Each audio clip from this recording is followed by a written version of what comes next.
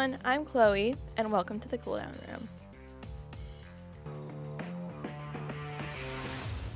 You might know it's just me this week. This is for a few reasons. The first one is because there was no race last weekend, and the second is because I thought this would be a perfect opportunity for me to introduce my segment into the podcast on video. So that being said, welcome back to Chlo with the Flow, which is my segment of the podcast where I review F1 related movie and TV shows. If you follow the segment before, you know that we've covered F1 The Academy, the Schumacher documentary on Netflix, The Seat, which is the documentary about Kimi Antonelli. I also did a documentary about Ayrton Senna last semester. Elise also has her own segment. It's called Book Club.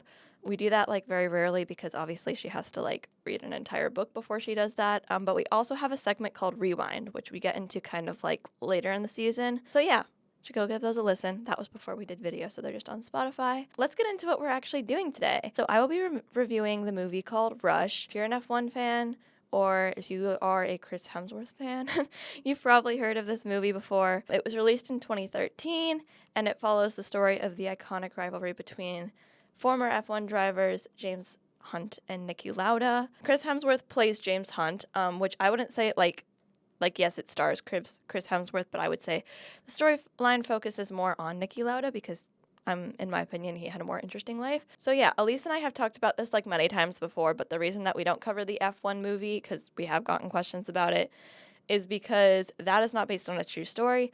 As far as I'm concerned, this is as true to the story of Niki Lauda and James Hunt as it gets. I wasn't alive in the 1970s, so I can't attest to that, but I'm going to assume it's pretty close if they made a movie about it. Yeah, the F1 movie is a fictional story, which is why we don't cover it. Okay, so let's just get into it. If you're new here, the way I usually do this is I work chronologically through the movie and I analyze it and I compare for this movie, I'm not really comparing it to what actually happened because I wasn't there, but I usually just kind of talk about it and the cinematic features that I liked or didn't like and just little side notes.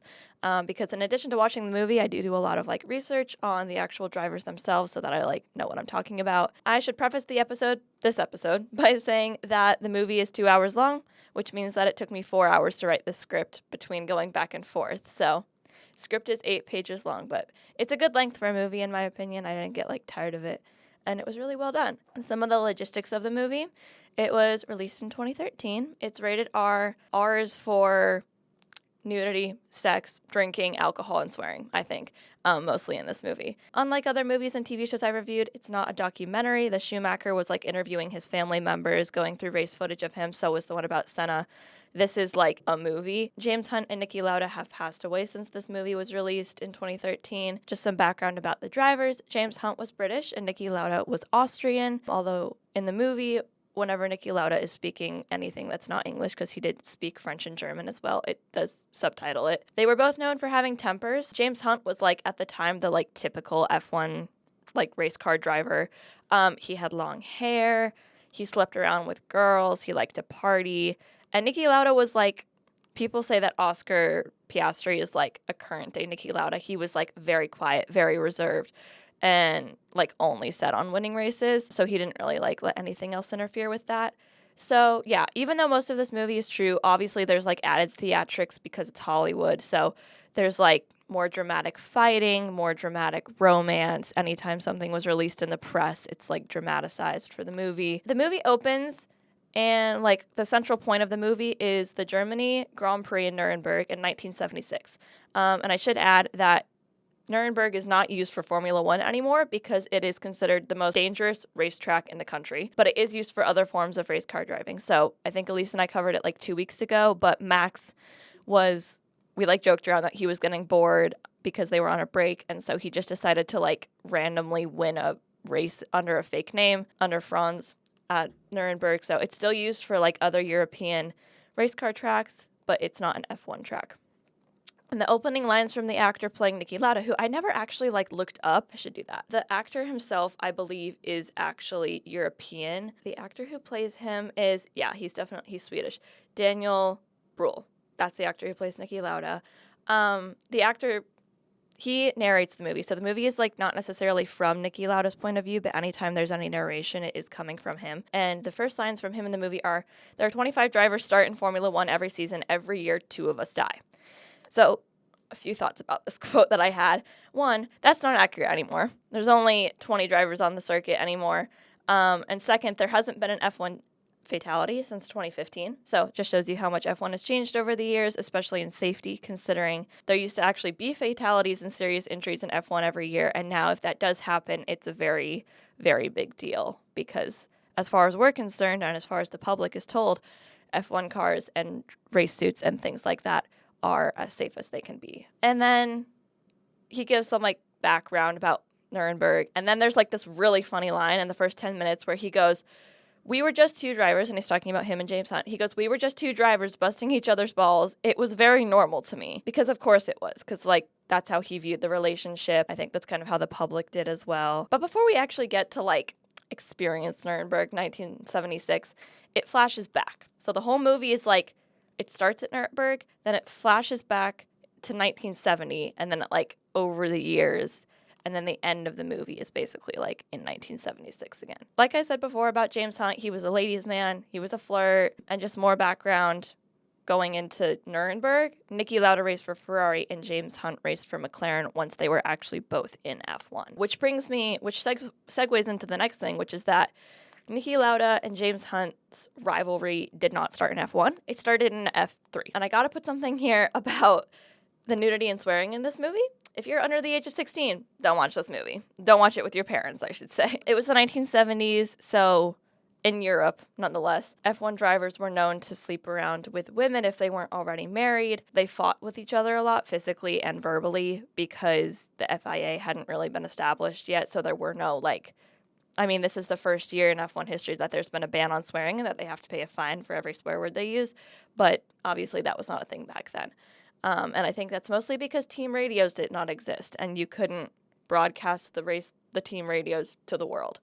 They couldn't do that until the early 2000s. That's just some more background, because the scene kind of opens up with James Hunt, flirting around with women. It opens with the first, scene we see of them together is an F3 race. So Niki Lauda was not doing well in F3, and James Hunt was, the crown prince of F3 at the time. And this is before F3 was, a bunch of literal children racing each other, because it was, adults that were, going to be in F1 eventually, which, I don't know, this was really funny for me to think about, because today F3 is a bunch of, children under the age of 16 racing each other in go-karts, essentially, preparing to be in F1, that have, kids that have dreams of being in F1. And back in the day, F3 was literally, being used for training for F1. The cars were a little similar back in, the 70s. The F3 cars and F1 cars were, actually kind of similar. But they were racing on go-karting tracks, but they weren't actual go-karts. So yeah, like I said before, it wasn't children. So sure, they were young. They were probably in their early 20s, I think, when they were racing in F3 against each other, but they were both financially independent, lived by themselves. Niki Lauda was like, y'all, I'm tired of losing to James Hunt because they already hate each other. So he's like, I'm going to get myself a deal with an F1 team called BRM, a team that at the time was very broke, and people were like, why is BRM going into F1? That's crazy. And James Hunt was, really mad because he was like, this guy isn't even doing well in F3. What makes him think he can, just go into F1? So, yeah. Enter Chlo Regazzoni, who was the F1 driver already at BRM. Also, I should add, I don't know what BRM stands for. All I know is that it's not an F1 team anymore, and that at the time they were very, very broke. So hiring Niki Lauda was kind of a last-ditch resort for them in order to redeem themselves, to prove to the FIA or whatever that they needed more money. I also want to add that Niki Lauda was nothing short of a genius. He came from a long line of businessmen who did not want him to be a race car driver. James Hunt's entire family were bankers and stockbrokers, upper middle class England. Niki Lauda was upper class Austria. So he came from a lot of money, but nobody in his family wanted him to be an F1 driver. They were like, you're wasting your time, you're wasting your money, what are you doing? And so he kind of knew how to finesse his way onto a broke F1 team because he knew how to fix F1 cars. He knew how to make them better, I guess. So yeah, I put this in here. I really hope I don't get canceled, but the modern day comparison is Lando and Oscar. I'm not the first one that's made this comparison. I've seen edits of it on Instagram. But Oscar's also really smart about cars, I've heard. He also looks like freakishly similar to Niki Lauda. People have pointed out that they think he's like a distant relative. I don't know if that's necessarily true because Niki Lauda was Austrian and Oscar Piastri is Australian, so I don't really know if that's true. So Niki Lauda came into BRM and was like, your car sucks. That's why you don't have any money. And they were like, oh, it's a little harsh. And he was like, well, it's the truth. But never fear, because Niki Lauda is here, and he just started fixing the car. He started talking to the mechanics, and he was like, well, you need to fix this and you need to do that. And I also should add that I had no idea who Clay Regazzoni was before this movie. He's supposed to be like a side character. He was an actual race car driver that was racing at BRM. Yeah, but he did not like Niki because he was like, who does this think guy he is can just like come in here and like change the team dynamic and like tell the team principal how to like run things. So yeah, Niki Lauda eventually, it's like over the course of 2 days in the movie, figured out a way to essentially rebuild his car so that it would make it 2 seconds faster than Clay Regazzoni's. And the team owner was like, what the fuck did you do to this car? Because it's so fast now. And the owner's like, you have to tell me what you did so I can, like, pass it on to the mechanics. Like, what did you do? And Niki Lauda is like, I will tell you under 2 conditions. The first one is that I get a place on the team, guaranteed, and that I get an equal contract as Clay Regazzoni for 2 years, which is crazy to just, like, propose that to a team principal and be like, yeah, you've never seen me drive before, but, like, I want this amount of money. And yeah, they like barely knew who he was. So they were like, no, you're crazy. And he was like, then I'll leave. And your cars will suck forever because you won't know what I did to my car to make it faster than his. And when Niki Lauda walked into the office for BRM, he kind of started like flirting with the secretary at the front desk. So like there's a scene where he's like going to take her out on a date and he's leaving the BRM testing facilities for the day. And Clay Regazzoni comes up to him and he's like, yo, this is like tea. Like, I can imagine this was like hot tea for Clay Regazzoni. He was like, I'm gonna, like, because Niki Lauda was like, I'm gonna take this girl on a date. Like, it's gonna be great. And Clay Regazzoni comes up and is like, do not do that. Like, please, for the love of God, do not date that woman. And Niki Lauda's like, why? And he's like, because her ex-boyfriend was James Hunt. He's like, do you really want to do that? Crazy work. Girls got a type, let me just say that. But, like, Clay Regazzoni was like, please do not date your former rival's ex-girlfriend because he will come at you. And he was basically trying to tell him, like, this girl sleeps around a lot with, like, F1 drivers, so you should, like, not follow that trope because Clay Regazzoni, even though he didn't really like Niki Lauda, he believed in him. He was like, you're a good driver. I can see it. Like, this is going to work out. So at this point, James Hunt is still in F3, and he was trying to figure out how to get into F1, like, essentially, like, solely so that he could race against Niki Lauda and beat him. But James Hunt was actually, like, a good F1 driver. His F3 team was kind of finessed it where they, like, bought an F1 car. I'm pretty sure the team's name was Hesketh, which I'm pretty sure one of the, like, owners of the F3 team invested in that company. I don't know what Hesketh, like, made or, like, their deal was, but, like, that's who he raced for. So they basically just, like, bought him an F1 car, kind of like, they didn't create their own team, but they were just like, you're gonna race for this team. Yay. And James Hunt was like, oh my God, thank you so much. It's giving Charles Lee and Hamilton. Like, think that. Like, he had no idea what he was doing. He just kind of signed up and was like, okay. Yeah, they weren't broke because the owners of the F3 team that James Hunt had been on were, in fact, very, very wealthy. And this part made me, like, giggle. James Hunt's first race overalls for F1 said on the front, sex, breakfast of champions. Because, like, of course they did. Yeah, you heard that right. Like, on the front of his overalls, like, on TV, displayed to, like, millions of people across the world. That's what it said. They eventually changed it when he changed teams, which we'll get to later. But, like, the fact that they actually allowed that at first is, like, wild to me.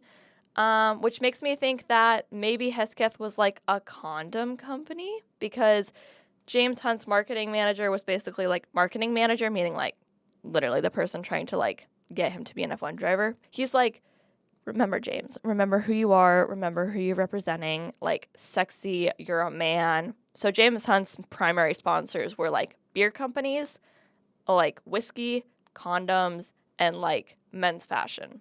And Niki Lauda was getting sponsored by like big dogs, you know? So yeah. And Elise and I have talked about a lot about this before, but like before the early 2000s, F1 cars weren't really like that safe. Because the halo, which is the thing that sits above the driver's head that protects them if their car flips, which does happen, it hadn't been invented yet.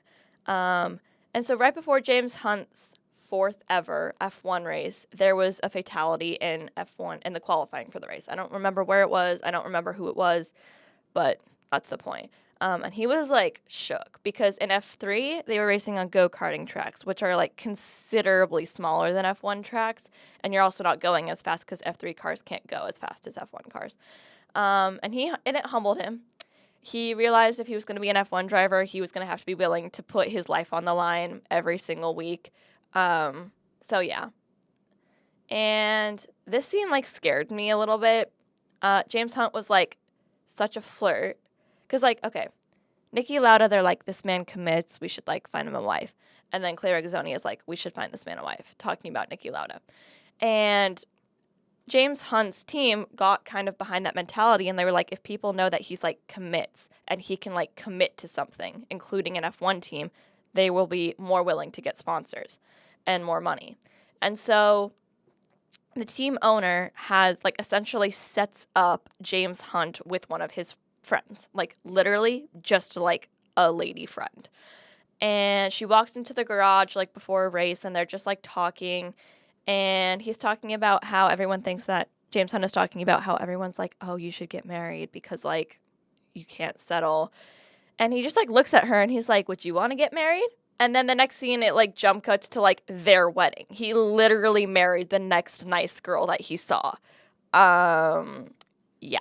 Her name was Susie. She was British, but she lived in New York City and worked in, like, marketing or something, I'm pretty sure. So yeah, as far as the movie is concerned, which I don't know how accurate this actually is, Niki Lauda got signed on to Ferrari on James Hunt's wedding day, which is, like, that's a lot.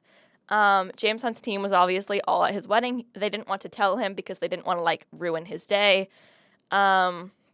I don't know how accurate that is to real life, but the comedic timing in the movie is really funny. He married Susie just to say that he did it. There was, like, they did not love each other. It was just kind of like, like he said he did it so that people would believe that he could commit to something, including an F1 team. Yeah. Okay. Cue the TikTok audio, because there's always got to be one. This is probably, like, the most famous line from the scene in the movie, from this scene in the movie. So Niki Lauda had gotten signed on to Ferrari because he was doing really, really well at BM something. Wait, what was it? BRM. And Ferrari, like, noted that, and so they recruited him, and he got a contract with them. And so he's testing for Ferrari in Italy, and Niki Lauda, like, crosses the finish line, and the engineer comes up to him. He goes, it's terrible. It drives like a pig, talking about, like, the Ferrari. And the engineer goes, oh, you can't say that. And Niki Lauda goes, why? And he goes, it's a Ferrari. And Niki goes, it's a shit box. Like, that's the end of the TikTok audio. So now we know where that came from. Which, like, unfortunately, does explain how the season is going this year. This season for Ferrari? Who said that? Not me. The wind is crazy. But yeah, the Ferrari was not doing too hot that year. I don't remember who the other driver on the team was, but they were not doing too hot. And then Niki Lauda came in and he was like, yo, what are you doing? Ferrari decided to sign Chlo when they signed Niki because they were like, you know what? Maybe if, like, he's with somebody that he already knows he can, like, be a good teammate with, he'll do better. Which, like, the logic is there. I'm pretty sure it's also because BRM, like, went bankrupt and Chlo wanted, like, an F1 spot. So, yeah, Chlo and Niki on the same team again. Yeah. Niki Lauda was also hilarious in the movie. I don't know how accurate this is to real life, but whoever wrote his lines, round of applause, because some of the shit he says is, like, so funny. So some context for, like, this scene. Chlo is, like, worried about Niki being too lonely because Niki was definitely an introvert, super quiet, did not like going to, like, social events. And Clay is like, hey, I want you to come to this party with me so you can make more friends. We love Clay. And Niki's like, I don't need friends. I have car. And Clay's like, fine, whatever. You can stay in the car. Like, I don't care. Just like, you don't need to come in. And so Niki doesn't go into the party and he wants to leave. And then he sees this like really pretty woman leaving the party like before it even starts. And he's like, yo, where are you going? And she's like, I'm leaving. He's like, can I come with you? Can you give me a ride to the nearest train station? And she's like, yeah, okay. And so they get in the car and he immediately starts pointing out everything wrong with her car. He's like, your front right tire is loose and that's why you're swerving. And your like back, like your brakes are like not good. And she's like, bruh, I don't care. She's like, why are you telling me all of this? And she goes like, at one point she's like, but how can you tell? And he goes, my ass. And she's like, excuse me. And he goes, God gave me an okay mind, but a really good ass, so I can feel everything that's going on inside the car and tell what's wrong with it. And I was just like, that's funny as shit. But I don't know how accurate it is. But if Niki Lauda actually said that at one point in his life, because I don't know if his wife, which is the lady, like soon, like becomes his wife, I don't know how accurate that scene was to how they actually met, but I really hope it was like actually accurate. Yeah. But that was one of the funniest parts in this movie that I really liked. And so long story short, the girl's car breaks down because Niki Lauda was right, because it was a shit car. And so they're like on the side of the road in the countryside in Italy, and she sticks out her thumb and these people come over to give them a ride. And these two men who are like diehard Ferrari fans, because we are in Italy after all, are like, oh my God, it's Niki Lauda. Like, Niki Lauda's about to like, we're about to give him a ride. Like, they're freaking out. And the girl, whose name was Marlene, like, did not believe that he was an F1 driver. She was like, you? No. Like, that's crazy. And he was like, no, like, I am an F1 driver. And the two guys in the back of the car who gave them a ride are like, no, like, he's an F1 driver. And she's like, I don't believe it. And so she goes, well, if you're an F1 driver, why aren't you driving fast down the road right now? And he goes, well, I wouldn't drive fast if there isn't, like, a reward. Like, I'm not chasing something. Nobody's chasing me. Like, I'm not in a rush. Like, I'm just chilling. And she's like, well, I want to see you drive fast if you're really an F1 driver. And he goes, you always get what you want? And she goes, yeah, pretty much. And then he, like, floors it, and they're, like, flying through the Italian countryside. And it's, like, low-key really cute, because that was how Niki Lauda met his wife. His first wife. His second wife was, like, much later in his life, so she's not even, like, in the picture, like, for this film, because this movie highlights, like, a very specific, like, 6 years in both of their lives. But, yeah, that's how he met his first wife named Merlin. They were, like, yeah, they were cute. And I want to, like, showcase something about Niki Lauda's relationship with his wife. It was not conventional. Like, they were extremely loyal to one another. They very rarely showed public affection. And both of them were, like, people of few words. They didn't really, like, Niki Lauda was not a fan of, like, press conferences or things like that, whereas James Hunt would just kind of, like, say whatever came to his mind and just, like, was just like, if they sue me for, like, saying this, like, whatever. And James Hunt was also known for, like, you know, flirting around with, like, the track girls and, like, whatever. His wife's name was Marlene. She was French, but she also spoke German and Austrian, I think. So if in the movie they're either speaking directly to each other in German, but if not in English, because the entire movie is in English. Enter Watkins Glen Race, high upstate New York. I should preface that Watkins Glen is not an F1 circuit anymore, but it's a NASCAR track, still used as a NASCAR track. So yeah, Niki won Watkins Glen that year, which made him the world champion, because world drivers and like constructors weren't really like a thing yet. There was just like a world champion driver, and like that's basically it. That was the only like thing you could win. And the point system back then still worked the same that it did today. You just earn less points because there were more drivers on the circuit. So I'm pretty sure the way it worked is like first place got 5 points, second place got 3, and third place got 1 point. And now it's 15, 10, 5, I'm pretty sure. So There you go. James Hunt could not get any sponsors because despite his best efforts to get married and prove to people that he could commit to something, he still, like, low-key couldn't. But James Hunt couldn't get any sponsors for Heska, and so the team was out of money, and so he, like, basically couldn't be an F1 driver anymore, which sucks. And so he's infuriated at this point. He goes into a deep spiral of drugs and drinking and telling his wife to, like, off. And so she does, and she leaves and, like, never comes back because, like, as she should, because her husband's being dick. And so, yeah, he goes into this, like, very deep spiral, drugs, alcohol. I don't know if that was actually accurate, but I wouldn't be surprised if it was, to be honest, because this was, like, the 70s. James Hunt was married to Susie. I think her last name was Ward or something like that, but no one ever saw her. She was, like, the very, like, elusive wife where, like, reporters would be like, oh, where's your wife? And he'd be like, she's at home. But she wasn't at home. She was all the way across the world in New York half the time working. And Niki Lauda, like I said, like, had, like, committed to things. He committed to racing, to himself, to his wife. He didn't bounce around like James did. So long story short, one of the drivers at McLaren left for another team because he got a better offer. So James Hunt got that place at McLaren. So to set the scene for, like, Nuremberg 1976, which is, like, the main central point of this movie, James Hunt was at McLaren and Niki Lauda was driving for Ferrari. And those were two, I mean, they, like, are right now currently the two top teams in like the championship, I'm pretty sure. And they were back in the 70s as well, just to give perspective.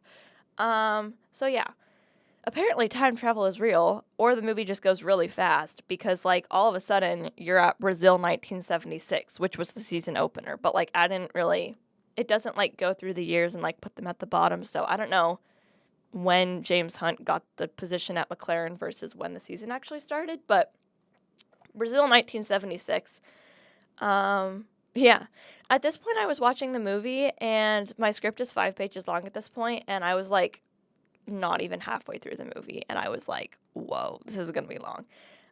So I'm just gonna, like, kind of crash course through the next, like, few races that the movie also, like, crash courses through. It doesn't show anything happening besides who won.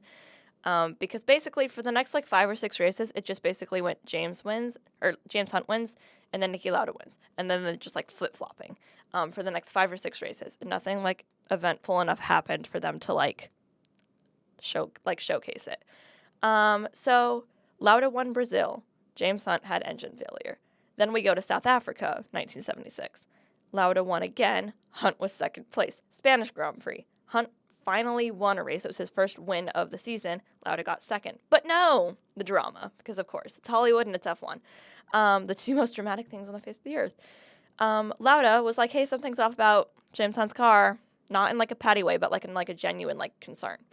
And the FIA is, like, fully a thing at this point. They can fine, they can disqualify, whatever. The rules are nowhere near as tight as they are now, but, like, it was still a thing. Hunt was disqualified because his wing or something was too wide, which sounds far too similar to the two Williams being DQ'd from Singapore 2 weeks ago. It sounds way too, the two events, like, it's canny. So now we go to Monaco.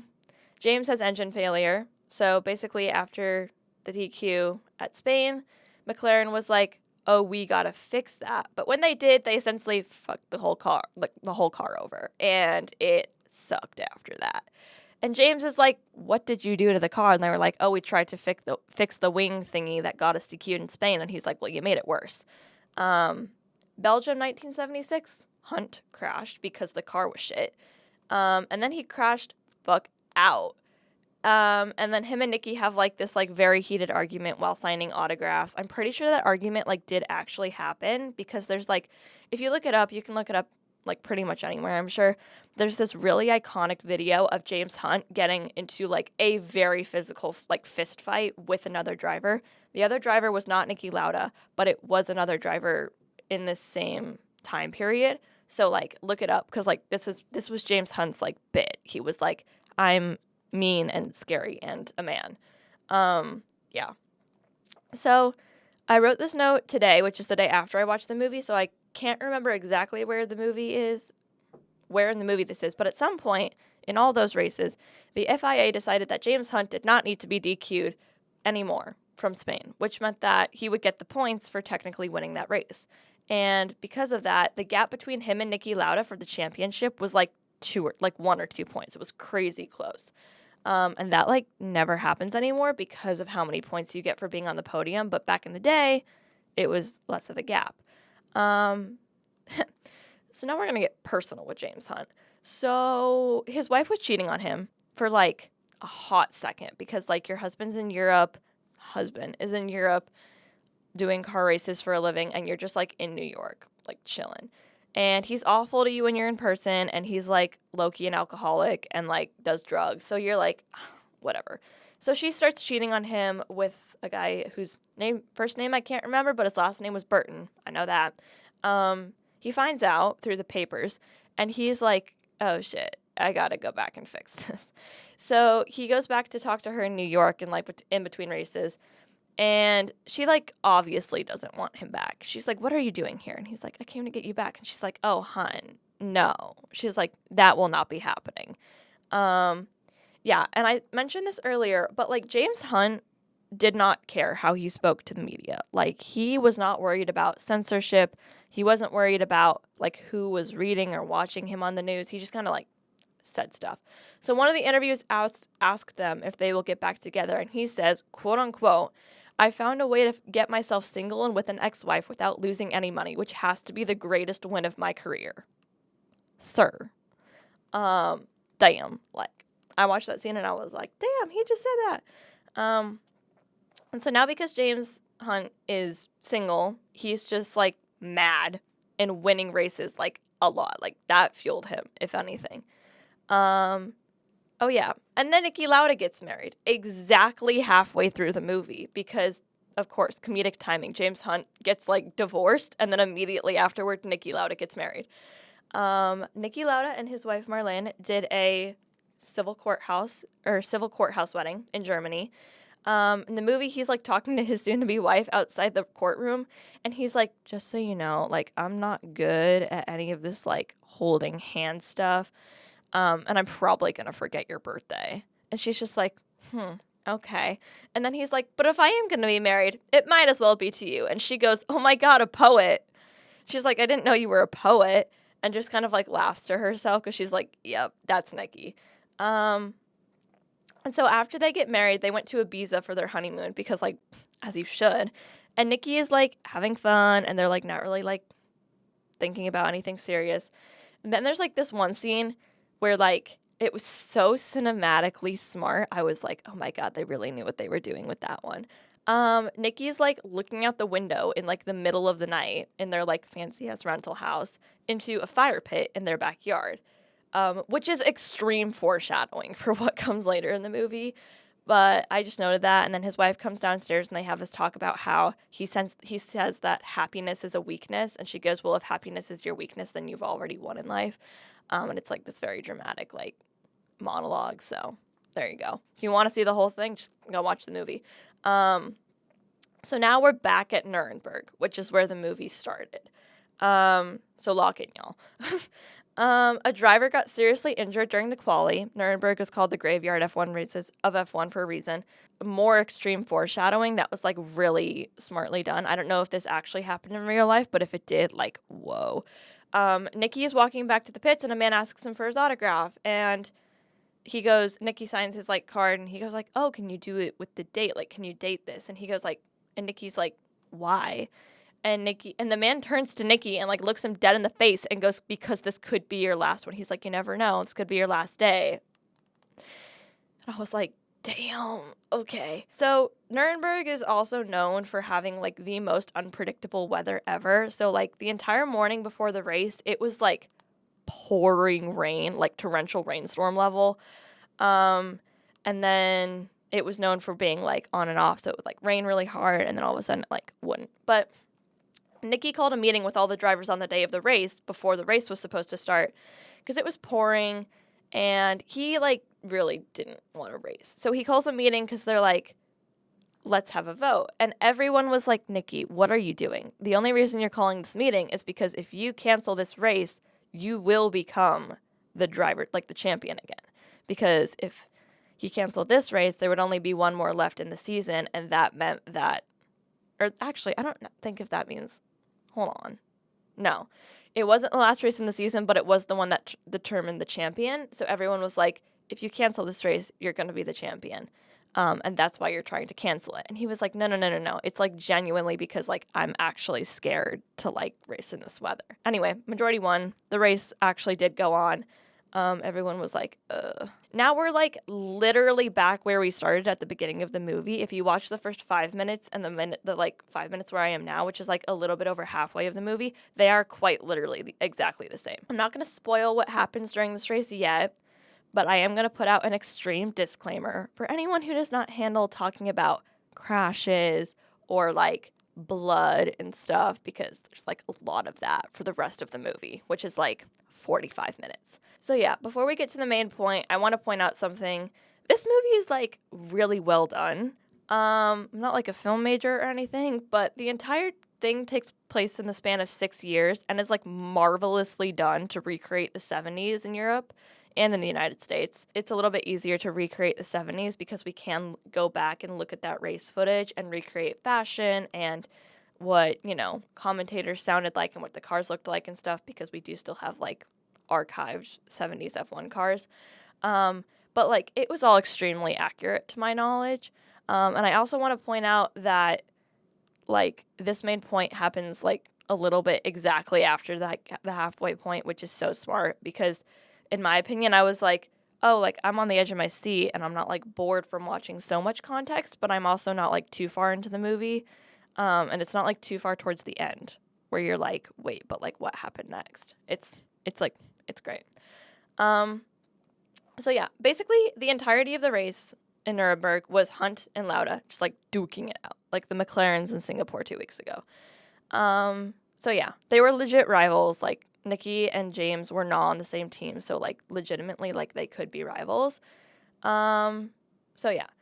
And this is like an important just like factoid, but the race in Germany had been raining so hard, like so hard. So everyone put on wet tires, and then it stopped.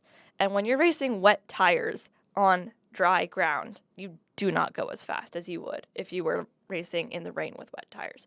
So everyone who had put on wet tires before the race, except for Johann Mass, who was like also a really big driver at the time, he was in the lead, by the way. Neither Niki nor James was in the lead. It was actually Johann.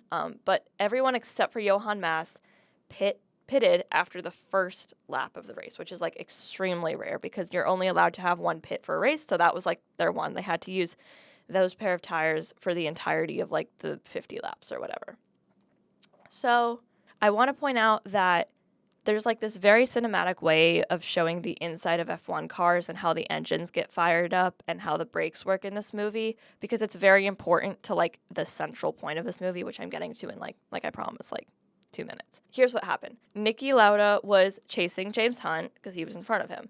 And Niki Lauda swerved, hit a barrier, rebounded into the track. And when he rebounded into the track, something happened with the interior of his car and it essentially exploded with him in it. 2 other drivers collided with Niki because he crashed on a curve. So they came around the curve and couldn't see that had happened. So their cars also hit Niki Lauda's car, and they tried to help him escape the fire, but they couldn't because the fire was too big. And Niki Lauda was trapped in the car for 55 seconds while it was on fire. He was eventually pulled out by an ambulance team, but he had severe burns to his face, hands, and most importantly, his lungs. This has gone down in F1 history as one of the worst crashes of all time. It's also why drivers' suits are now fireproof and why their helmets are fireproof, because that was the main issue, is that he, couldn't get himself out of the car fast enough because, like, he couldn't move his hands because they were on fire, but he also actually himself caught on fire because the suit was not fireproof. I want everyone to keep in mind, Niki Lauda did not die because of this crash. But he almost did. He was so close to death, unfortunately. And I should also point out, just for like people like me who just always ask questions, the 2 other drivers that tried to pull him out and that did collide with him were completely unharmed. Their cars were not well, but they were fine. It doesn't say who the other 2 drivers were, but like quick Google search, you'll find it. So obviously the race is like put on pause because of this, and James Hunt, along with the rest of the F1 world, was like completely shook after this. It was international news because Niki Lauda was driving for Ferrari, which was like the biggest team at the time. And James Hunt felt like an insane amount of like grief after this because he felt it was his fault because he was the one who said that they should keep racing despite the rainy conditions. Yeah. So Niki Lauda was put into the hospital in Germany in Munich, and his wife was also obviously traumatized from this, but it makes it, there's like very few words are exchanged between Niki and his wife throughout the entire course of the movie, but they make it a point that like the reason she was traumatized is actually not because like, oh, he was in an accident, because like your husband's an F1 driver, it's kind of like you have to be prepared for that. It was what he looked like after the burns, because once somebody goes through that experience, they don't really ever look the same. And so that's what she was trying to cope with mostly. And there were tons of speculation and rumors in the media that said they're never going to get back together. Like, oh, she thinks he's ugly now, she's going to leave him. Like, he's accepted his fate with like his marriage ending and whatever, which by the way was not true. But yeah, I should also add that if you're not good with like realistic injuries and like whatnot, don't watch this movie, because the special effects makeup team did like a really good job of recreating what Niki Lauda looked like after the accident. So yeah, that's all I'll say. But some of the stuff they show in the hospital is like pretty hardcore. So yeah.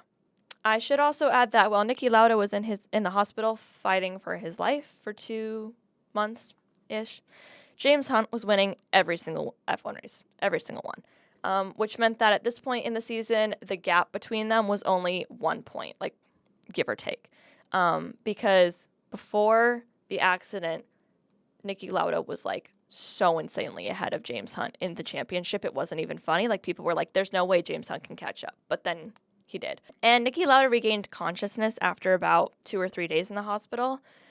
He was in a coma for the time that he wasn't like conscious, so he could like fully process what was happening on the TV, and it made him like mad because he would like ask the doctors to put on the TV in the background so that he could like watch the F1 races. So here's like the crazy comeback story, because almost every F1 movie I've watched is like a comeback story. 42 days after Niki Lauda's accident, he pulled up to the Italian Grand Prix and was like, "I'm ready to race." And everyone was like, "Sir, what are you doing here? You almost just died." He's like, "Yeah," and he pulled up to free practice and was like, "Where's my car?" And in the meantime, Ferrari had pulled in like their backup driver to replace him, and he was like, "Get out, my turn." And Niki and James have like this heart-to-heart where James is like, "I'm so sorry, like this was definitely my fault," and Niki's just straight up like, "Yeah." He's like, "It literally was. Not the fact that my car caught on fire or the fact that I crashed, that wasn't his fault. The fact that we did go out and race in those conditions this day was James Hunt's fault." But he says watching all of the races while he was in the hospital is the reason he's back in the car. So James is also responsible for Niki Lauda getting back in the car. And that part I know is entirely accurate. I know that they did have a talk at that at some point in history. So yeah. I'm almost done, y'all. It's so close. This is a long-ass episode, which these usually are. But yeah. So Niki, like, never really lost his sense of humor. When the doctor came in to check on him one day and he had regained his consciousness, he told the doctor, quote unquote, "Get out, you bastard, I'm awake, turn on the TV," because he knew that there was going to be an F1 race that day. That's also how they told his wife that he was back awake, and she was like, "Yep, that's my husband." And so, yeah, there was a press conference, obviously, before free practice one, because it was like a huge deal that he was back. But one of the procedures he had done was a skin graft, which is very common for burn survivors. They put half of his right thigh on his forehead, where his skin has gotten burned off. And this meant that he literally could not sweat into his eyes during an F1 race, like, ever again, which is like an F1 superpower, because no matter how hot it is, he's not going to, like, have his vision impaired. So yeah, and then there's a press conference scene where one of the journalists asks Niki if he thinks his marriage is going to survive this, and Niki says, "Oh, well, like she said, sweetie, you don't need a face to drive, you only need a right foot." And all of them kind of like giggle, and then the journalist is like, "No, I'm serious." And then Niki looks him dead in the face and says, "I'm being serious, fuck you." And then James beats up the journalist after that press conference because, like, yeah, actually, how could you say that? And also coming from like a journalism student POV, that's crazy that you would ask someone that and not feel like any sort of remorse. They were just trying to like dig up the tea. At the Italian Grand Prix, still 1976, two drivers collided and Niki was like, "Ah, hell no. I just got out the hospital. I'm not doing this shit again." So he like kind of weaved between them and just like kept going and was like, whew, like just whew, okay. Didn't almost die again. James's car had a mechanical issue during the race and was out because McLaren's car was still fucked. Cue the dramatic movie score. This is like the main point where we hear like the movie score. Niki Lauda did not win the 1976 Italian Grand Prix. I should point that out. But he did overtake a lot of cars and he didn't crash and he placed P4, which is like great considering his conditions. And James is like, damn, didn't see that one come and got to lock back in, I guess. So almost at the end of the movie, the final race of 1976, which is the year the movie ends, was Japan. And guess what? It was raining again, so both of the characters are like reflecting upon what this means for them. Niki was only 3 points ahead of James Hunt to take the championship, which means that if James got higher than third place, he could take the championship back. So it's like very tense. And it was like pouring during this race. And for some odd reason, God knows why, the McLaren team decided to drill holes into the visor of James Hunt's helmet. And I'm pretty sure the concept was that if he was going fast enough, it would keep the condensation out of his visor. I doubt that worked, gonna be honest. And also, I like realized this halfway through watching this movie, but like Elise talks about Mario Andretti sometimes with me, and I have no idea who she's talking about. He was an F1 driver at this time who was also competing against James Hunt and Niki Lauda. So now I know who that is. And if you want to know more about Mario Andretti, Google it. But like this is where I learned like all of the context for what Elise is saying. Yeah, so if Lauda or Hunt weren't winning, it was him, essentially. So yeah, Mario Andretti was actually in the lead for the Japan Grand Prix, and then Hunt was behind him, and Niki was in third place. But, like, halfway through the race, Niki's like, I can't do this, because he keeps having, like, flashbacks to, like, his crash and, like, looking at his wife, and he's like, I can't do this. So he pulls out of the race, turns off his car, gets out, and is like, I'm done. Not getting back. And obviously the pit crew is, like, pissed at him, because they're like, what the fuck, bro? So now it's just James Hunt and Mario Andretti duking it out. And Andretti was doing so much better than James because James Hunt hadn't done his, like, pit stop yet. And so his front tires were, like, basically non-existent. They were, like, running down. He also broke his gear level halfway through the race, so his hand was bleeding from pulling on the raw piece of metal. And when he went to go pit, his crew was like, what are you doing? And that was, like, a really chaotic pit because it was, like, really slow. Oh, my God, it sounds like the McLaren pits this year. Who said that? But then the race is over, and there was a lot of confusion because of that long-ass pit. The scoreboard showed James Hunt in 5th place, which means he wouldn't get the championship back. But the announcers were told that he finished in 3rd place. So everyone's like, which means he would get the championship back. So everyone's, like, really confused. He did actually finish in 3rd place and won the championship, and because of that, he did what we expect. He got drunk, he slept with a lot of women, and he partied it up. And then the movie, like, basically ends, and we get some actual footage of James Hunt and Niki Lauda, but we get it with the narration of the actor who played Niki Lauda in the movie, which is kind of cool. Yay! That's the end of the movie. Okay. I have a few notes, and then I'm done. James Hunt did not win another championship. He, in fact, retired from F1 entirely 2 years after that. Niki Lauda won 2 more championships and raced for F1 for, I think, like 5 years more. James Hunt actually became, like, a TV host, like a Stephen Colbert type in England. Yeah, I have no idea why. James Hunt died when he was 45 because of a heart attack. One can only think that was because of the amount of alcohol he drank and that he smoked a 6-pack, like, every day. And Niki Lauda did not die until he was 70 because of a kidney failure. So the actor who plays Niki Lauda quotes him, and what I'm assuming and what I hope is a direct quote from Niki Lauda, and it says, "When I learned James had died at 45 because of a heart attack, I wasn't surprised, I was just sad." And I was like, wow, what a note to end the movie on. And then the movie, actually ends. So, yeah, I really liked this movie. If you're into dramatic sports films, this is the shit. This is for you. You also have to be comfortable with watching, a lot of sex and drinking and smoking and the European style of, swearing every 5 minutes. Because it's Formula One in the 70s for you. And that's why it's rated R. So, we don't really have an official ranking system for this segment, but I feel like we should. I would give it an 8 out of 10. I really liked it. It's a really well done movie. I wasn't alive for anything that happened during it, but I'm assuming it sticks pretty true if they actually made a movie out of it. Chris Hemsworth is a great actor. We all know that. And then Daniel Bruhl, the actor who plays Niki Lauda, is also really, really talented. We just reviewed the movie Rush, which I rented on Amazon Prime. It's not on Netflix. Google will tell you it's on Netflix. It's not. Only in the UK. That is all I have for you today. You've been listening and watching Chlo with the Flow with the Cool Down Room. Make sure to follow us on Instagram and like and subscribe our YouTube channel. And that being said, Elise and I will be back here next week for the Austin Grand Prix. Have a beautiful week. Mwah.